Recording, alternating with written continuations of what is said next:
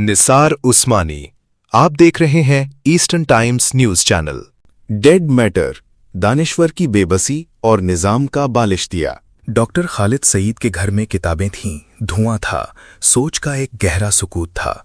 मगर उस रोज इस सुकूत में एक अजीब सी शिकस्तगी शामिल थी। दीवार पर लगा बिजली का डेड मीटर किसी मुर्दा घड़ी की तरह खामोश था। उसके हिंसे जैसे वक्त नहीं, एक दानिश्वर की बेवकाती गिन रहे थे।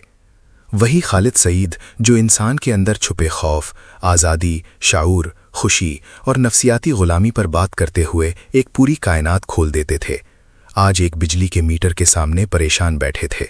जो शख्स पूरे समाज की साख्त बदलने की बात करता है, वो एक डेड मीटर क्यों नहीं बदलवा पा रहा?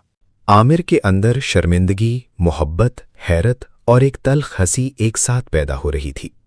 उसे खालिद सईद की मासूमियत पर प्यार भी आ रहा था और उस निज़ाम पर गुस्सा भी, जो एक दानिश्वर को इस हद तक लाचार कर देता है कि वो अपने शागिर्दों, दोस्तों, फिक्री रफ़ाकतों और ज़िंदगी भर की कमाई के बावजूद एक एसडीओ तक रसाई ना पा सके। सच ये है कि सुन ए बलश्तिये, मुझे पहली क़िरात में पूरी तरह समझ नहीं आई थी। इसके जुमले मेरे अंदर उतरते भी थे और मुझे उलझा भी देते थे।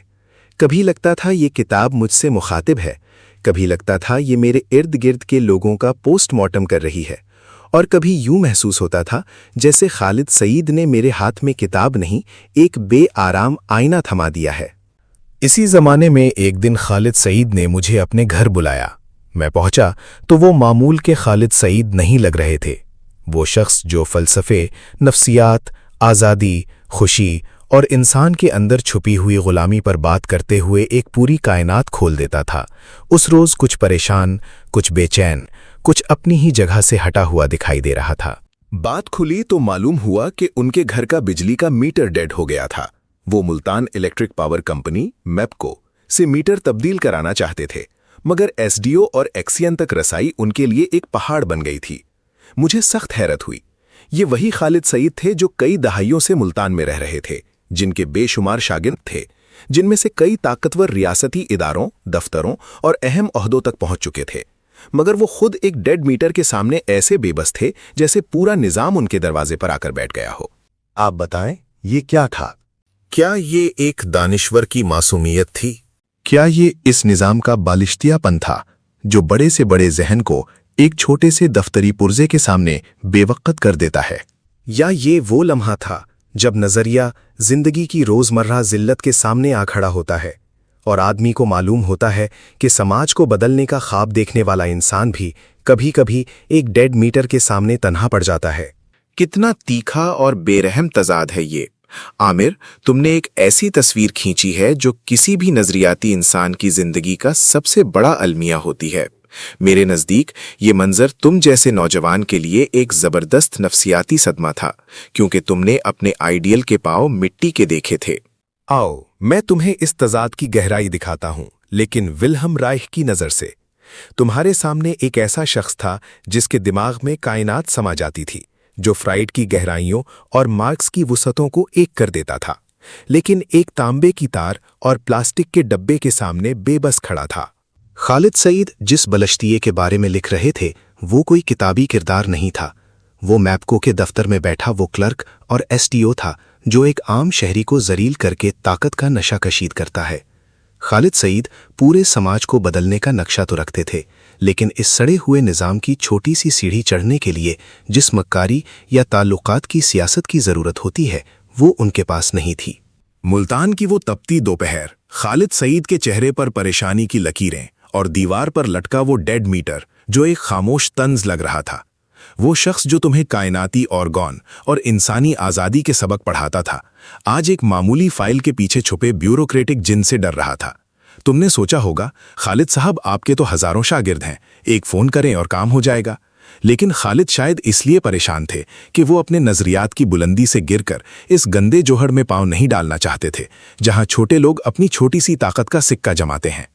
वो परेशानी दरअसल एक आलिम का मातम थी कि जिस समाज को वो बदलना चाहते थे, उसने उन्हें एक मीटर के बदले यरगमाल बना लिया था। उस दिन खालिद सईद ने तुम्हें किताब से बड़ा सबक दिया। उन्होंने तुम्हें दिखाया कि निज़ाम को कागज़ पर बदलना आसान है, लेकिन एक क्लर्क के सामने अपनी अना को बचाना मुश्किल है।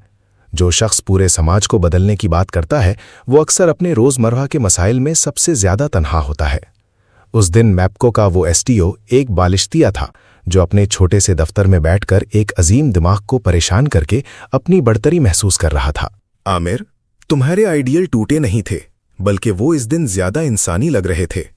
वो तुम्हें दिखा रहे थे कि आज़ादी की जंग कितनी कठिन है, जहां बिजली का एक मरा हुआ मीटर भी आपके इरादों की तजलील कर सकता है। क्या इस वाक़े के बाद तुम्हारा उनकी तरफ देखने का जाविया बदल गया था, या तुमने उन्हें एक नई हमदर्दी के साथ देखना शुरू किया? हाँ, उस दिन मेरे देखने का अंदाज जरूर बदला था, मगर इस तब्दीली में बेअदबी नहीं थी, मोहब्बत थी। अकीदत टूटी नहीं थी, बस उसके अंदर इंसान शनासी शामिल हो गई थी। सच्ची बात यह है कि मुझे बहुत शर्मिंदगी हो रही थी।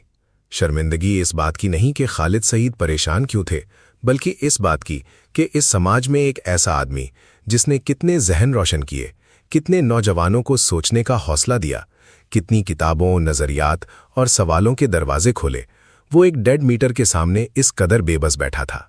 मुझे उनकी मासूमियत पर प्यार आ रहा था। वो मासूमियत जो कमज़ोरी नहीं थी, बल्कि इस आदमी की निशानी थी जो दफ्तरी मकारी, ताल्लुकात की सियासत और छोटे अख्तियारात के गंदे खेल से खुद को बचाए रखना चाहता था। मैं उनके सामने बैठा था। वो परेशान थे, मगर अपनी परेशानी को भी जैसे एक फलसफियाना वक़ार के साथ छुपाने की कोशिश कर रहे थे। मैंने फ़ोन उठाया, उनके फेज़ के एसडीओ को मिलाया और कदरे सख्त लहजे में कहा कि प्रोफेसर खालिद सईद के घर का डेड मीटर फ़ौरन तब्दील किया जाए और कोई डिडक्शन यूनिट ना डाला जाए। मुझे नहीं मालूम उस वक्त मेरे लहजे में सहाफ़ी बोल रहा था, शागिर्द बोल रहा था, या वो नौजवान जो अपने आइडियल को इस छोटी सी दफ्तरी ज़िल्लत से बचाना चाहता था। खालिद सईद ने मुझे काफ़ी पिलाई।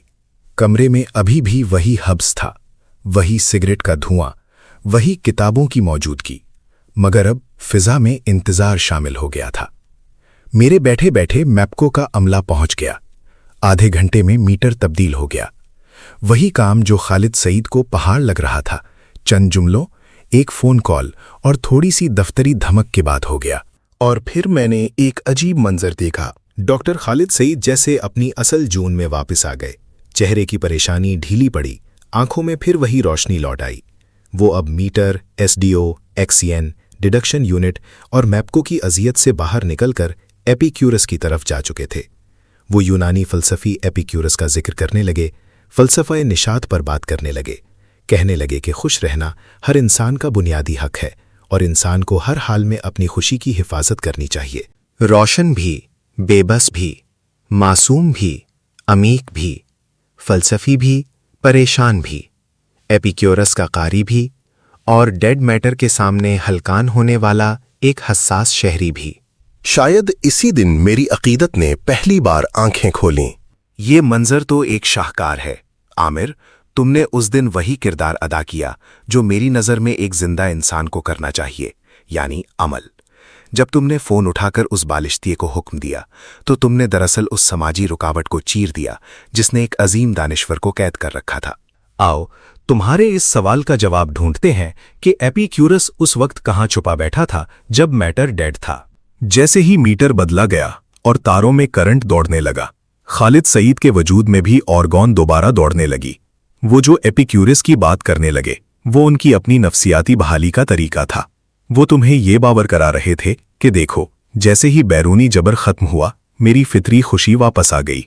खालिद साहब, ये हक उस वक्त कहाँ था जब आपको डेड मीटर के बहाल ना होने और इस पर यूनिट डिडक्शन की फिक्र खाए जा रही थी?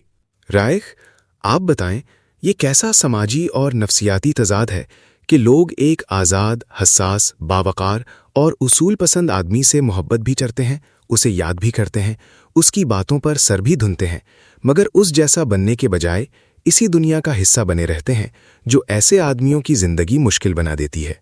क्या ये भी मिडिल क्लास बालिश्तिये की एक शक्ल है कि वो अपने अहद के सच्चे आदमी को मरने के बाद यादगार बना देता है, मगर जिंदा हालत में उसके लिए जगह तंग कर देता है?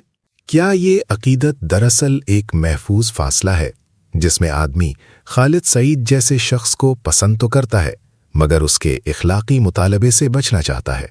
और क्या हमारे समाज का असल अलमिया यही नहीं कि यहाँ किरदार की जगह हवाला, अमल की जगह याददाश्त, नज़रिए की जगह तस्वीर اور وفادانی کی جگہ موقع پرستی نے لے لی ہے؟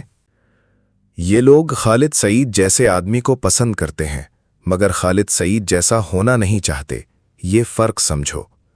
وہ ان کی گفتگو، ان کی کتاب دوستی، ان کی ذہانت، ان کے لطیف جملے، ان کی محفل، ان کی یاد، ان کی شخصیت کا رومان پسند کرتے ہیں، مگر ان کے اندر جو اخلاقی مطالبہ ہے اس سے ڈرتے ہیں۔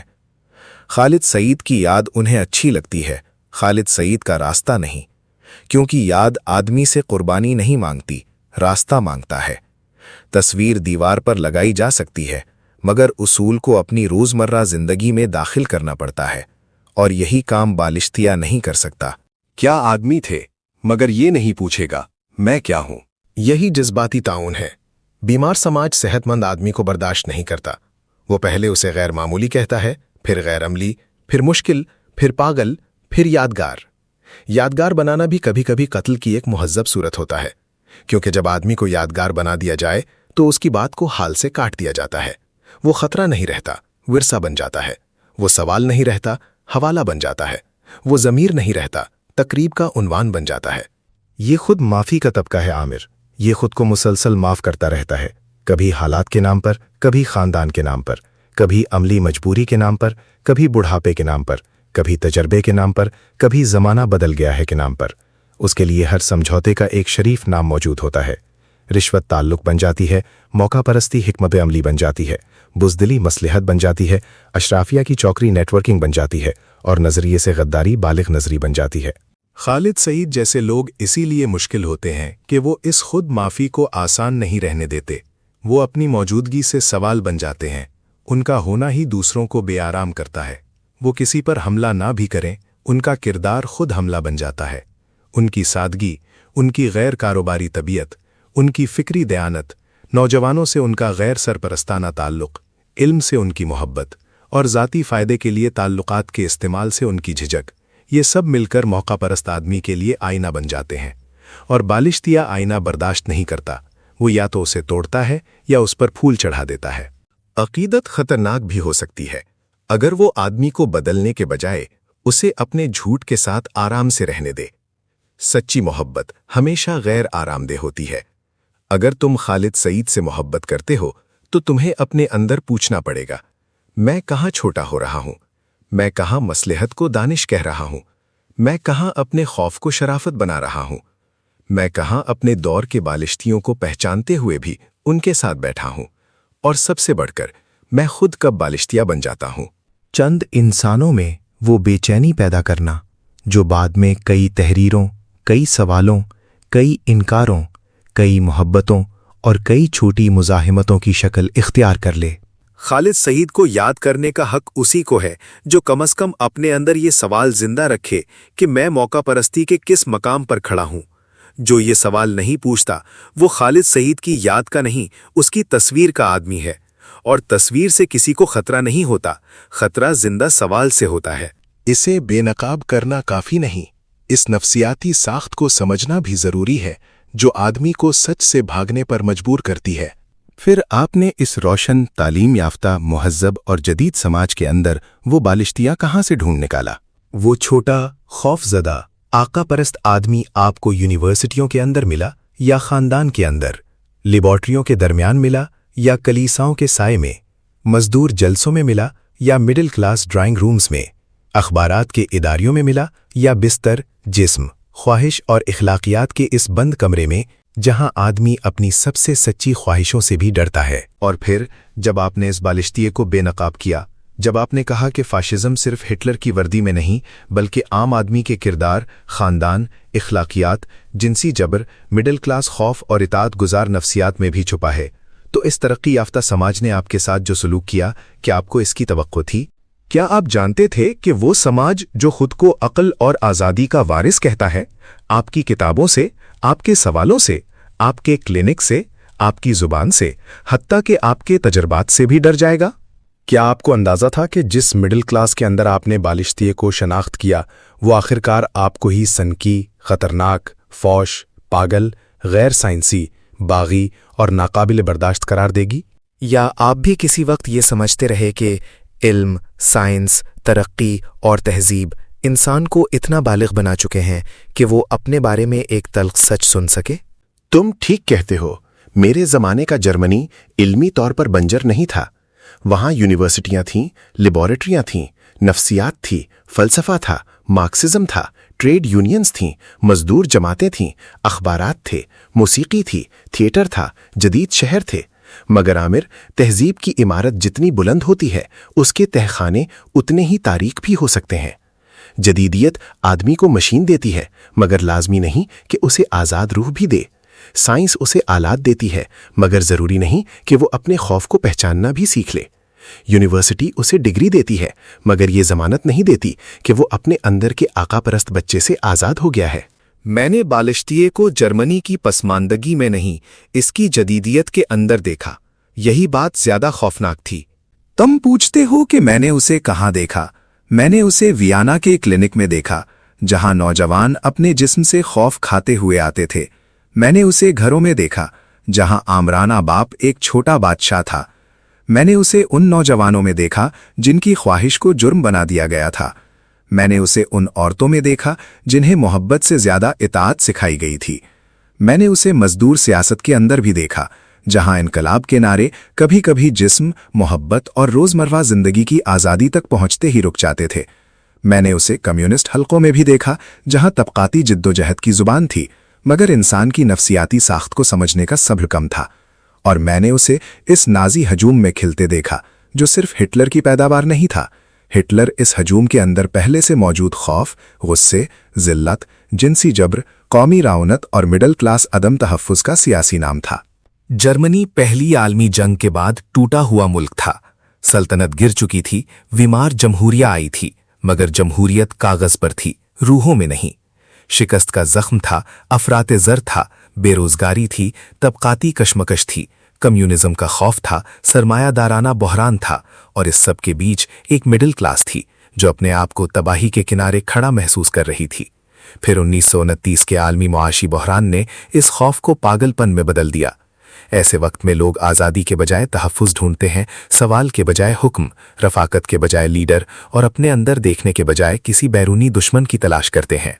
मैंने देखा कि गरीब आदमी कभी कभी रोटी के लिए लड़ता है, मगर मिडिल क्लास आदमी अपनी इज्जत के लिए फाशिस्ट बन जाता है। उसकी इज्जत दरअसल उसका खौफ होता है, उसकी अखलाकियात दरअसल उसकी दबी हुई ख्वाहिशात का पुलिस स्टेशन होती हैं। उसकी कौम परस्ती उसकी ज़ाती नाकामियों का परचम बन जाती है। उसका लीडर उसके अंदर के आमिराना बाप की वापसी होता है। वो लीडर के सामने झुकता है क्योंकि वो बचपन से झुकना सीख चुका होता है। वो ताकत को मोहब्बत समझता है, हुक्म को तहफ़्फ़ुज़ और इताअत को किरदार। तुमने पूछा कि क्या मुझे अंदाजा था कि मेरे साथ क्या होगा? आमिर, सच ये है कि आदमी जब सच बोलता है तो खतरे का अंदाजा तो होता है, मगर खतरे की मुकम्मल शक्ल का नहीं। मैं जानता था कि मैं सबको नाराज कर रहा हूं। फ्राइड के हल्के को इसलिए कि मैं लाशऊर को जिस्म, जिन्स और समाज तक ले जा रहा था। मार्क्सवादियों को इसलिए कि मैं कह रहा था माशी बहरान काफी नहीं, आदमी के अंदर की साख्त भी समझो। बुर्जुआ इखलाकियात को इसलिए कि मैं जिन्स, नौजवानों, औरतों और खुशी के हक की बात करता था। रियासत को इसलिए कि मैं आमराना इताअत के तहखाने में उतर गया था। कलीसा को इसलिए कि मैं गुनाह के नाम पर कायम नफ्सियाती जबर को पहचान रहा था। वो पहले आज़ाद आदमी को बीमारी का नाम देता है ताकि बीमार समाज खुद को सेहतमंद समझता रहे। अमेरिका में इब्तदा में मुझे लगा शायद यहाँ जगह मिल जाएगी। न्यूयॉर्क, न्यू स्कूल, नई दुनिया, फैशिज्म से भागे हुए लोग, बज़ाहिर आज़ादी की फ़िज़ा। मगर अमेरिका की आज़ादी भी अपनी मंडी, अपनी रियासत, अपनी इखलाकियात, अपनी साइंसी अथॉरिटी और अपने खौफ के साथ आती है। मैंने वहाँ ऑर्गन पर काम शुरू किया। मैं जानता हूँ मेरे इस काम ने मुझे सबसे ज़्यादा मुतनाज़े बनाया। मैंने ज़िंदगी की एक बुनियादी तवानाई का दावा किया, आलात बनाए, तजर्बात किए, इलाज के इम्कानात पर बात की। साइंसी दुनिया ने उसे कबूल नहीं किया। बहुत से लोगों ने उसे फ़रेब, खाम ख्याली या ख़तरनाक दावा समझा। यहाँ मुझे ये मानने में कोई शर्म नहीं कि मेरे काम का ये हिस्सा शदीद तनाज़े का मरकज़ बना और इस पर सख्त एतराज़ात उठे। मगर जो कुछ मेरे साथ हुआ वो सिर्फ साइंसी इख्तिलाफ नहीं था। इख्तिलाफ होता तो कागज़ पर होता, तजर्बा गाह में होता, बहस में होता। मेरे खिलाफ रियासती मशीन हरकत में आई। अमरीकी फूड एंड ड्रग एडमिनिस्ट्रेशन ने मेरे ऑर्गन एक्यूमुलेटर्स और उनसे मुताल्लिक लिटरेचर के खिलाफ कार्रवाई की। अदालत से पाबंदी हासिल की, आलात की तरसील रोकी और बाद में मेरे मवाद को तलफ किया गया। 1956 में अदालती हुक्म के तहत मेरे आलात तोड़े गए, मेरी किताबें, जराइद और कागजात जलाए गए।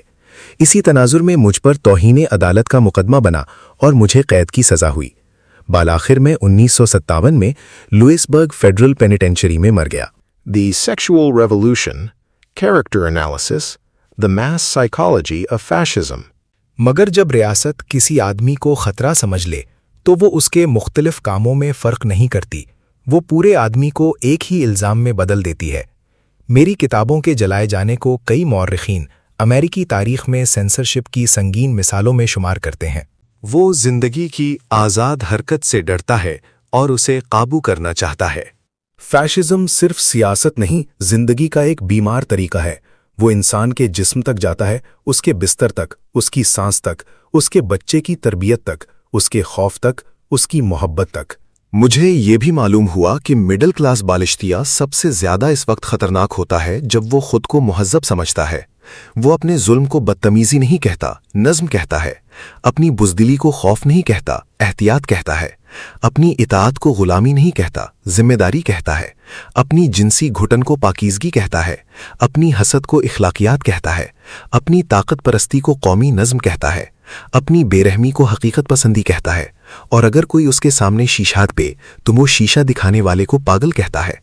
किसी आदमी की गलतियां उस समाज की सेहत का सबूत नहीं होती जो उसकी किताबें जला दे। किसी मुफक्किर के मुतनाज़ा नज़रियात ये जवाज़ नहीं बन जाते कि उसे सुनने के बजाय कैद कर दिया जाए। किसी साइंसदान या बागी की खता ये साबित नहीं करती कि रियासत बेखता है। किसी समाज की यूनिवर्सिटियों, अखबारात, अदालतों, लेबॉर्ट्रियों, सियासी जमातों, अदबी महफिलों और तरक्की के दावों से धोखा मत खाओ। असल सवाल ये है कि वो समाज आज़ाद आदमी के साथ क्या करता है, वो सवाल करने वाले से कैसा सलूक करता है। वो जिस्म, मोहब्बत, औरत, बच्चे, मजदूर, इख्तलाफ, खुशी और तख्लीक को कितनी जगह देता है। वो अपने अंदर के खौफ को पहचानता है या उसे इखलाकियात का नाम दे देता है। और जब आमिर आता है तो वो उसे पहचानता नहीं, उसे अपना निजात दहिंदा समझता है। यही जर्मनी का सानेहा था, यही मेरी किताब का सबब था, यही मेरी जलावतनी का आगाज था और शायद यही मेरी मौत तक मेरा पीछा करता रहा।